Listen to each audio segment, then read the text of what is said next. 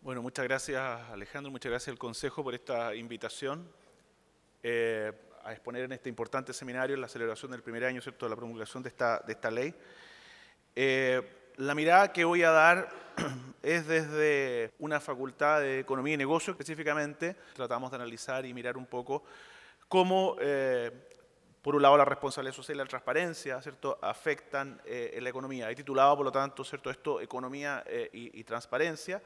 Y Alejandro partía haciendo un par de preguntas recién, si en definitiva esto se tenía que asociar a la RCE, si era un tema obligatorio o no, y la verdad es que tengo que ser muy sincero en términos de decir que estos aspectos se están estudiando hoy día desde el punto de vista del impacto, la mirada que haremos o que hacemos, ¿cierto?, de la transparencia en el mundo de la economía y en el mundo de los negocios, es algo que está en evolución.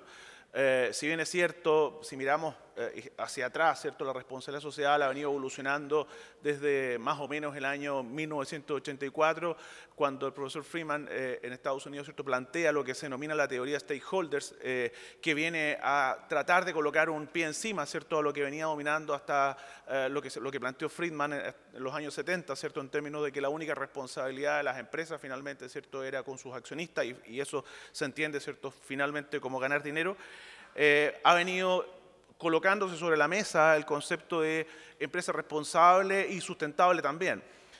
Concepto que, a diferencia de lo que es transparencia, creo yo, tiene la desventaja del concepto de la responsabilidad social, básicamente que está sujeto de alguna manera a que lo interpretemos de distintas formas.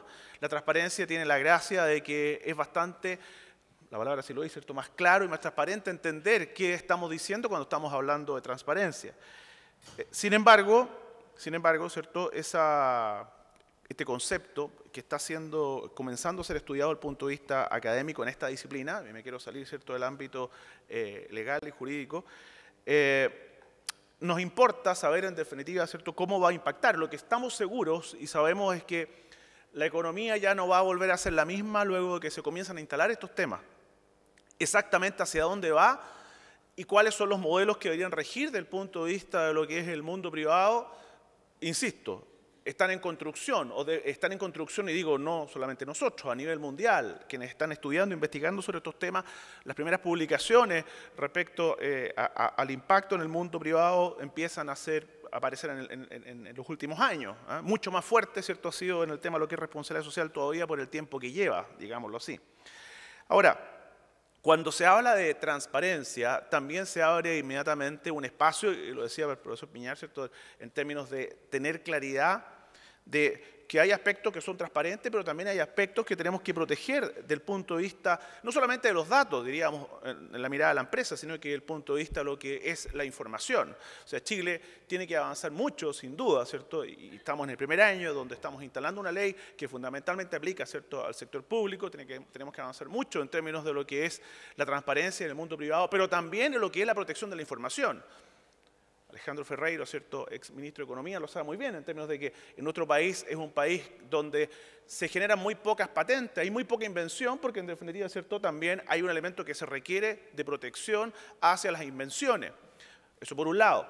Por otro lado, ¿cierto?, la manera como ha venido aplicando esta ley de transparencia, específicamente, déjenme irme al mundo de las universidades, por ejemplo, se comienza a aplicar, y la Universidad de Chile, siendo una universidad, ¿cierto?, del Estado, está sujeta, ¿cierto?, a ella, pero también hay una serie de universidades que están en el mundo privado, ¿cierto?, y si vamos al derecho básico, ¿cierto?, de igualdad, uno diría, bueno, si yo como universidad tengo ciertas obligaciones, y lo que buscamos, en definitiva, ¿cierto?, es que todos de alguna manera seamos iguales, que estén sujetas a esta ley también el resto de las universidades. Y entonces comenzamos a caer inmediatamente en un concepto que está siendo aplicado en el mundo público a que tiene que ampliarse, ¿cierto?, en varios sectores al mundo privado. Lo mismo pasará, ¿cierto?, con la información que se entrega a la superintendencia, donde empresas privadas entregan información que piensan, ¿cierto?, que es privada y posteriormente, ¿cierto?, se comienza a hacer pública. Sin duda que el mundo no será el mismo en la medida que comenzamos a trabajar estos temas, y podríamos decir, ¿cierto?, que a lo mejor la presentación, más que economía y transparencia, se debería llamar economía de la transparencia.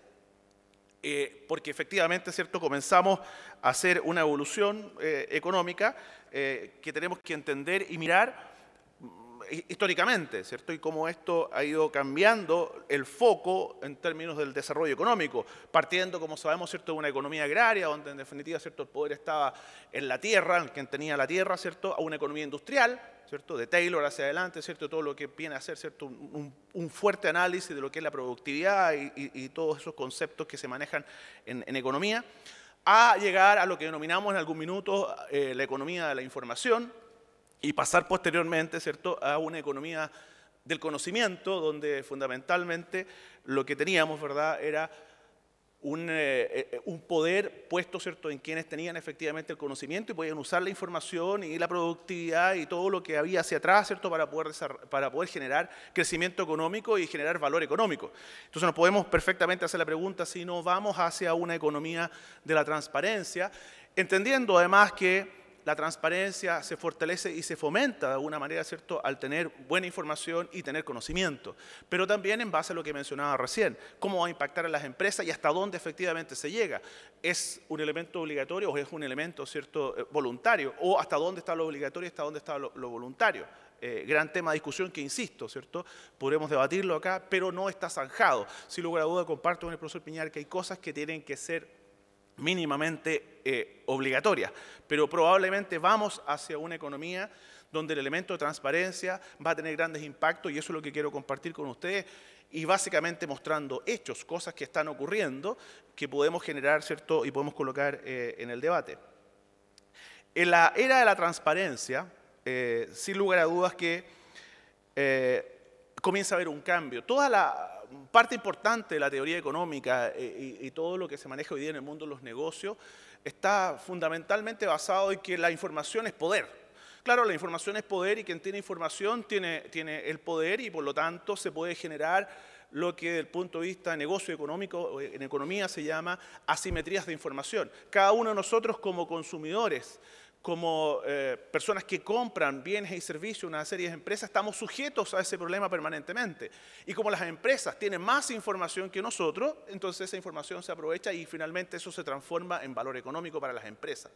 La pregunta que tenemos que hacernos es, en la medida que eso se comienza a perder, en la medida que esa asimetría de información se comienza a transformar en simetría de información y los consumidores tenemos más poder y comenzamos a organizarnos, ¿cómo tendrá que actuar la empresa frente a ese nuevo escenario?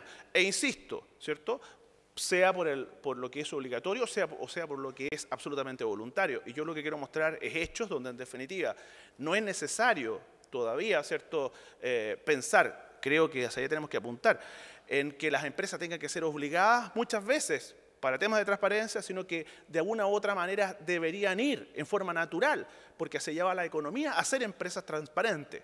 Insisto, ¿cierto?, sin dejar de pensar de que hay cosas que mínimamente, evidentemente, se tienen que regular.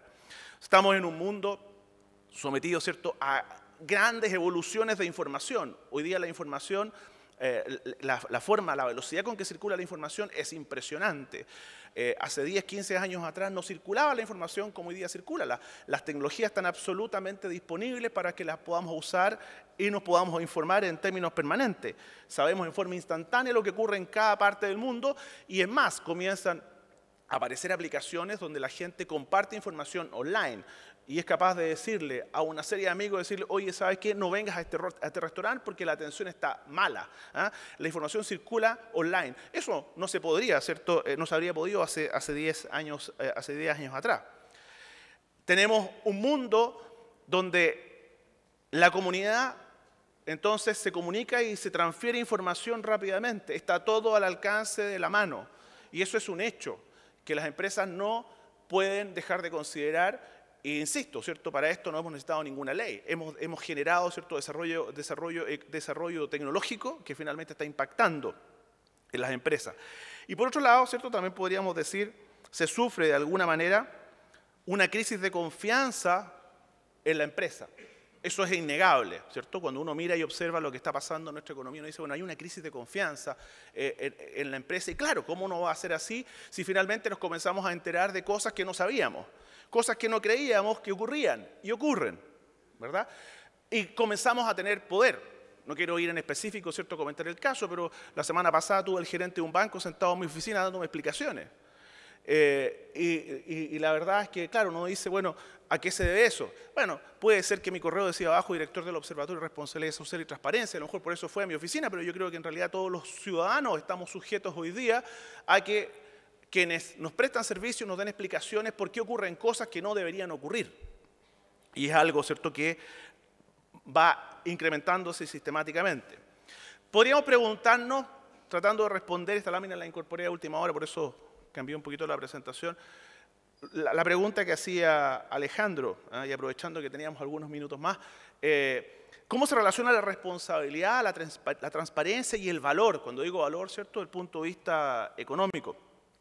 Hace un par de años atrás, con un colega, generamos un modelo que es bastante sofisticado desde el punto de vista económico para poder dar una mirada al concepto de responsabilidad social de una forma un poco más robusta que el solo elemento filantrópico que hoy día existe, ¿cierto?, en general en el mercado, que adicionalmente le coloca parte de lo que mencionaba recién de condimento a esto de desconfianza que se produce entre los distintos actores del mercado, la desconfianza que podemos tener de pronto en cómo actúan las empresas.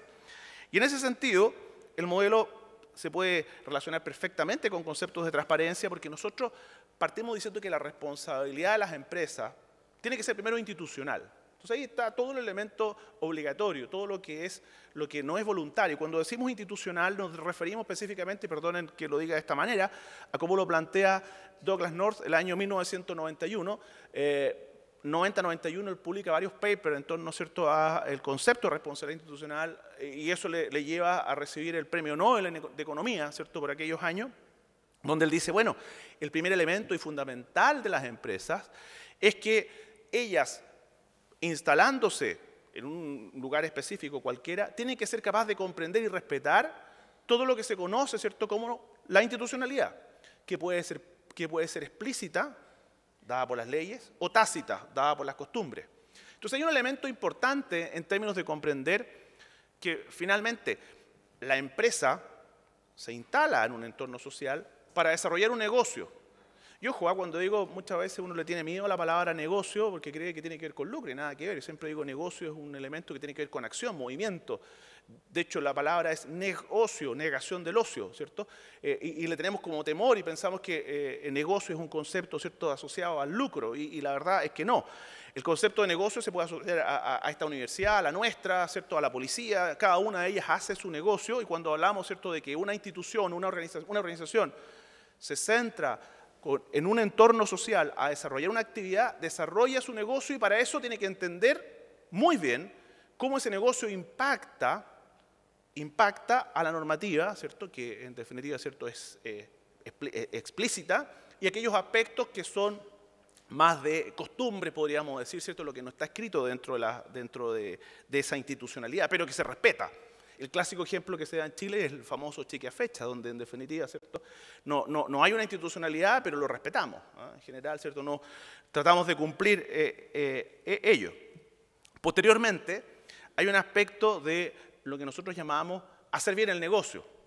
Y hacer bien el negocio tiene, al igual que el tema, ¿cierto?, de la responsabilidad institucional, donde se pueden colocar algunos aspectos tal vez normativos obligatorios, lo que es gestionar responsablemente el negocio, tiene que ver con hacer bien aquello que he definido como que tengo que hacer. Y eso implica una relación entre la empresa, ¿cierto?, que establece un negocio y lo que planteaba Friedman, como decía el año 84, con su teoría de stakeholders. O sea, ya no es el stockholder, digamos así, el accionista, como lo planteaba Friedman, años 70, ¿cierto?, sino que ya es un elemento más amplio, donde toma relevancia el cliente, los proveedores, la comunidad, mis trabajadores y una serie de otros elementos que hoy día, ¿cierto?, son fundamentales para lo que es el desarrollo del negocio.